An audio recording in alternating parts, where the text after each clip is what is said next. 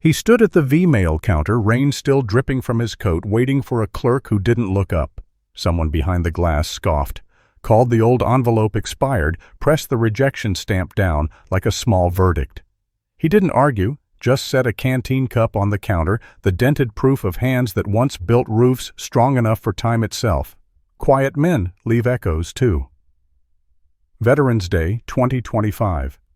Cold rain slicks the empty streets of Quonset, Rhode Island. Frank Ellison, 64, pulls his collar up against the wind and studies the yellow paint the city crew has sprayed across his rusted hut, Demolition 0900. The sound of the nozzle hissing through rain reminds him of rivets biting steel and old music his body still knows. Across the corrugated curve of the wall, the weathered sign still clings by 2 bolts, Bureau of Yards and Docks Engineers. Below it, a V-mail envelope is tacked under glass corners, curled the words, Quonset Point Engineering Division, just legible. Frank touches the glass, half expecting it to feel warm, the way the hut once did when men worked inside. The foreman calls out, "You got 5 minutes to clear, sir." Frank nods, but doesn't move. His breath fogs against the glass. The letters fade and return. He thinks of the hands that built these arches, anonymous engineers who made something to outlast storms and maybe people, too. Behind him, a truck engine rumbles exhaust, mixing with the smell of wet metal and salt. 2 workers argue about lunch, their voices sharp against the steady rain. When one of them kicks a rusted bolt and mutters, "Just scrap steel," Frank flinches as if the words had weight. He bends slowly, picking up the bolt and turning it in his hand. The threading still catches light. "Funny," he says quietly, not to them, but to the rain. "They designed you to hold fast." A glimpse of color shows beneath his jacket, a faded blue patch stitched by hand, its edges fraying. He brushes raindrops from it, the gesture half instinct, half salute. Inside the hut, a radio crackles to life unattended. Glenn Miller's Moonlight Serenade floats through a broken window, soft as memory. He steps under the eave to listen. The music turns the metal walls into a drum of echo and time. For a moment he sees it the way it was in 45 rows of identical arches rising by the bay, men in oil-stained coveralls, coffee cups on tool benches, voices mixing with hammer beats. The memory is bright and painful at once. "Sir." The foreman again. Frank turns, eyes narrowed through the rain. "I'll be out in a minute," he answers. His voice is steady, measured the same tone he used when he gave orders half a century ago. One of the younger workers hesitates. "Was this yours?" "No," Frank says then, after a pause. "It belonged to better men." The kid shrugs and walks off, but not before glancing back at the sign. Maybe the word engineers sticks, maybe it doesn't. Frank reaches for the plaque by the door, its letters blurred with oxidation. He wipes rain from it using his sleeve until the etching appears, U.S. Navy Engineers, 1942-45. He reads it aloud just once, and the sound mixes with the rain like a low prayer. Thunder rolls over the bay, and for a heartbeat the entire lot brightens. The steel arches shine silver, and the rain becomes a curtain of light. Then darkness again, just the smell of salt and rust, and the old song still playing. He takes a step back into the rain cap, tilted low, and looks at the crew waiting. "Go ahead," he says. But the foreman doesn't move yet. Maybe it's the tone or the way Frank stands so still. Water runs off the edge of the roof and drums on his shoulders. He feels its weight, but does not bend. The music fades into static. Only rain remains. But storms don't ask who you used to be. Morning breaks through the broken panels of the Quonset hut, thin lines of light slicing through the dust. Frank pushes the warped door open, the hinges protesting with a tired groan. The air smells of salt rust and old wood, everything a little damp, a little forgotten. Tommy Vance, 19, and restless, steps in behind him. "Feels like the inside of a whale," he says, brushing cobwebs from his sleeve. "Didn't know people still use these things." "They don't," Frank replies, stooping to move a crate aside. "That's why they're tearing it down." He pauses, looking at the curved ribs of steel above them. "But they used to." Tommy crouches, flashlight beam cutting through the haze. "Man, look at this. It's like someone built a church out of tin." Frank smiles faintly. You're not wrong. They begin to clear the interior, stacking warped boards against one wall. Every motion raises a new cloud of dust, and for a moment it looks like smoke caught in morning light. When the radio on the shelf crackles to life, both of them freeze. The voice is thin, distant, but clear enough. Engineers designed the Quonset huts at Quonset Point to outlast storms. Tommy looks at Frank. That's some kind of recording, old broadcast, Frank says softly. They used to play these on Armed Forces radio back when the world thought design could beat time.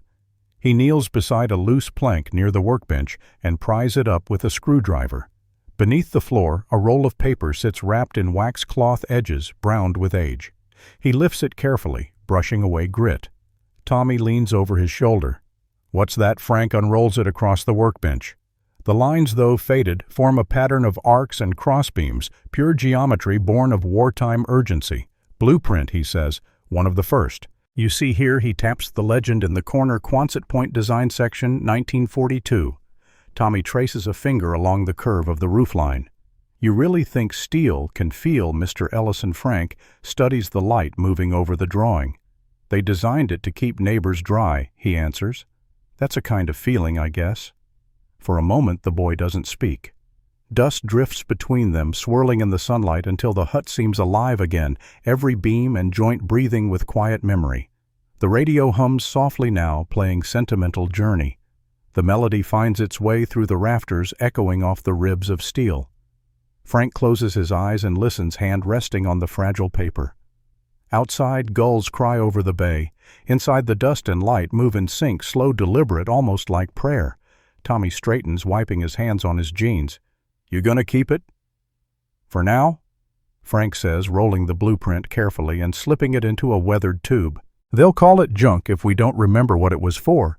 He looks around the empty hut, the shelves, the nails, the curve of the wall, and sees not decay but purpose, the kind that doesn't need witnesses. Outside, the wind picks up and sunlight glints across the sheeted metal like water.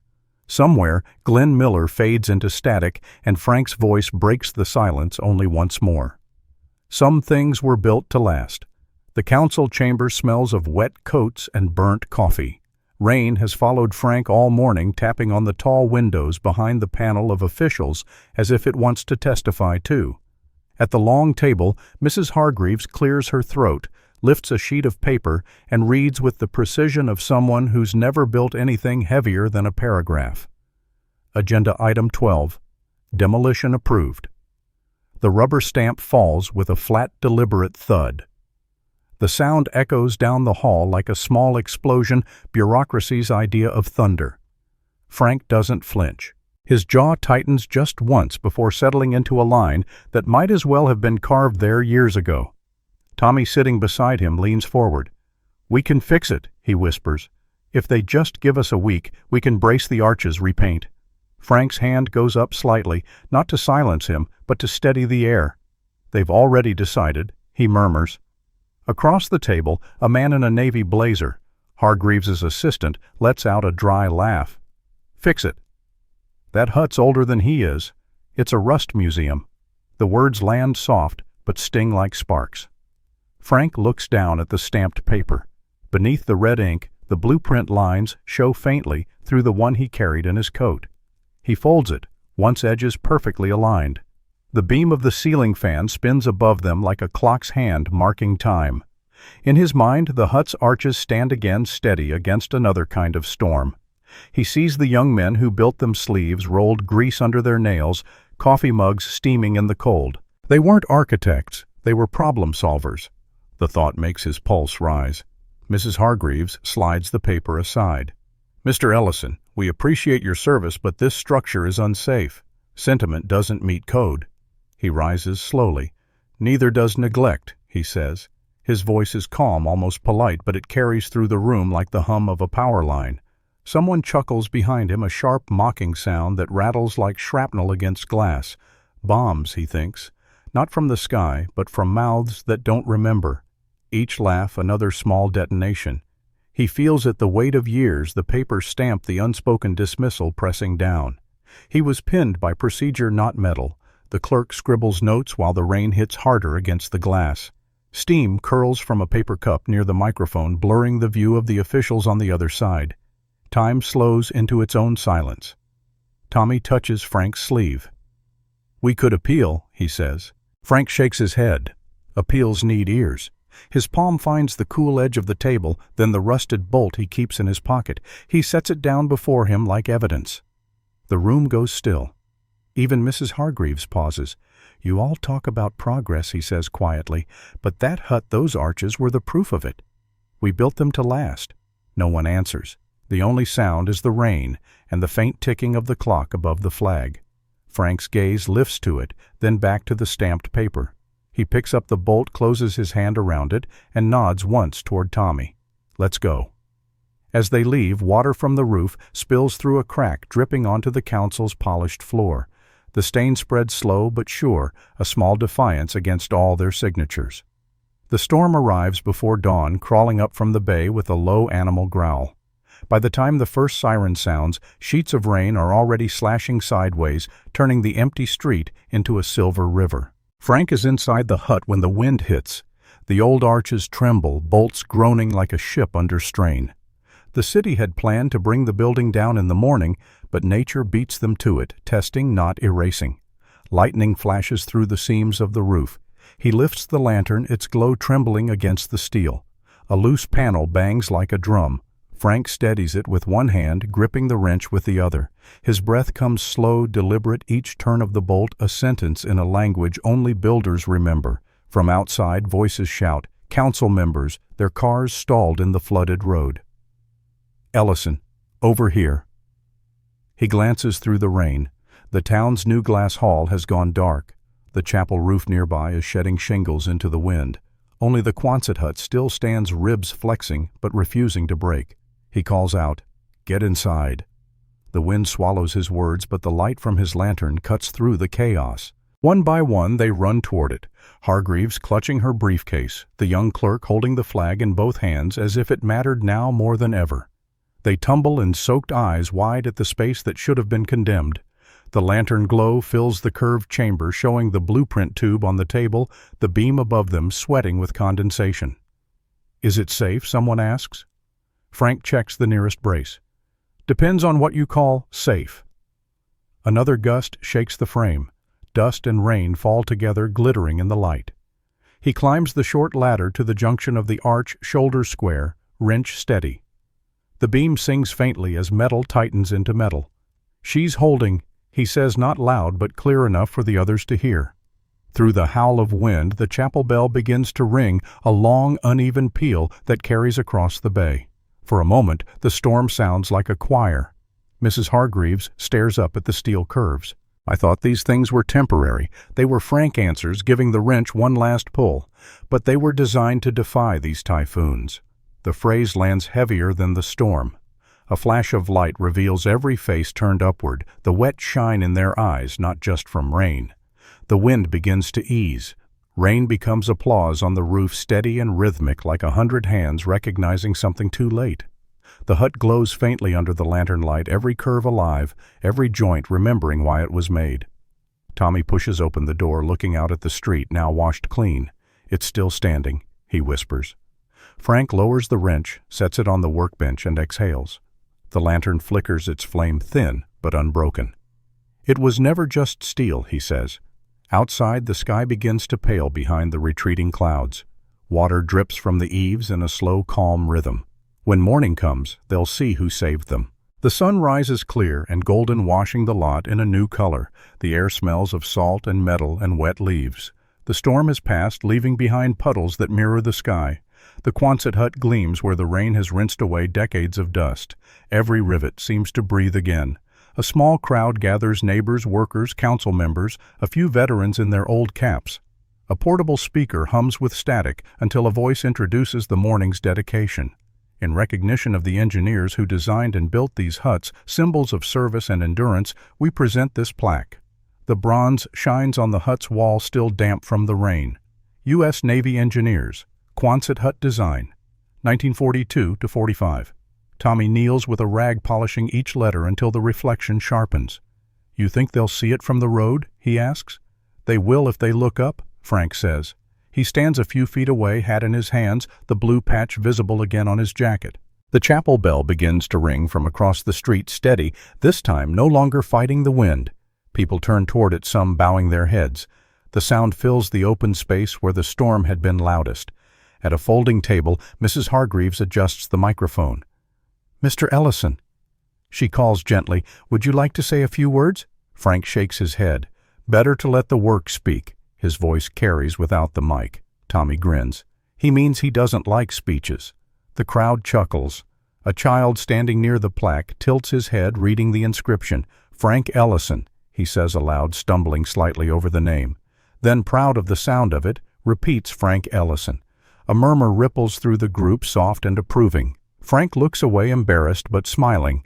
One of the veterans raises his canteen cup. "To the ones who built roofs strong enough for time itself."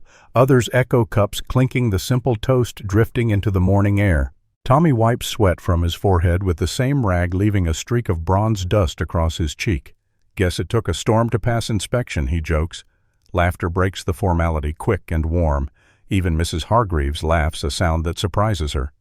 Let's just say the structure proved itself. The chapel bell fades, replaced by the hum of cicadas in the wet grass. People linger, tracing names on the plaque, touching the cool bronze like it holds warmth. The sound of conversation mingles with the occasional creak of cooling metal. Frank steps closer to the wall. The reflection of the flag beside the door shimmers across the wet steel, the red and white stripes rippling like light on water. He watches it for a long moment, then nods as though greeting an old friend. "Looks good," Tommy says quietly. "It'll do," Frank answers. "That's all any design can hope for." The breeze shifts. Someone starts a small radio on the hood of a truck. Glenn Miller again, faint but clear. Music and sunlight fill the space between the people, the steel and the sky. The hut stands still, silent, dignified, and alive with names. Veterans Day morning breaks calm and bright. The air still smells faintly of rain, as though the storm had only stepped aside for the sun. Frank Ellison sits on his porch with a mug of coffee, the radio humming on the table beside him. Its voice is low and measured, the kind reserved for Memorial Days and weather reports. And among the engineers who designed the Quonset huts to defy storms and time itself was Frank Ellison of Rhode Island. His design still stands today, a reminder that even simple steel can hold the weight of memory. The words fall into the quiet yard like sunlight. The porch swing creaks in rhythm with the broadcast, its slow back and forth matching his breath. He doesn't smile exactly, but something eases in his shoulders. Across the street, Mrs. Hargreaves is watering her garden. The hose hangs slack as she listens, head tilted toward the sound. Down the block, a mail carrier pauses at a gate. Even the dog that usually barks just sits, ears up. Tommy's truck idles near the curb, radio tuned to the same station. He leans on the wheel, grinning. "You're famous, old man," he calls across the street, his voice half drowned by the static. Frank lifts his hand in a small wave. "Just part of the team," he answers. The boy nods, but they both know what's been said will carry farther than any blueprint. Beside the radio pinned to the wood is a photograph, the hut gleaming under last night's sunrise plaque, bright against the curved wall. In the corner of the frame, someone has written in pencil, "For those who built to last." The radio crackles again, archival sound, now a recording of rain.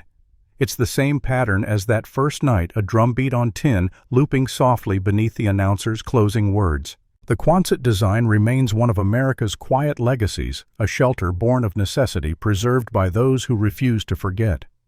Frank reaches forward, turning the volume down until the voice fades and only the rain remains.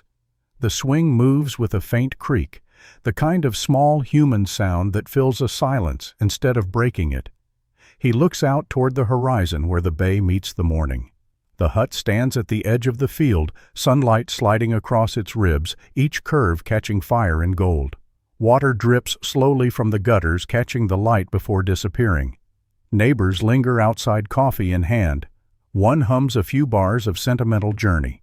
Someone else says, "I drove past it this morning, it's still standing." Frank nods to no one in particular. The radio clicks once more before surrendering to static. He lets the sound fade naturally, like breath leaving a room. He doesn't need to hear the rest of the broadcast. He's already lived it. Wind moves through the yard, stirring the flag near the mailbox. The swing rocks gently once, twice, then settles. The arch still stands. The camera rises over the porch, over the shining roofline of the Quonset hut, over the town that learned what endurance really meant. The last sound is the rain loop dissolving into radio static, soft and endless.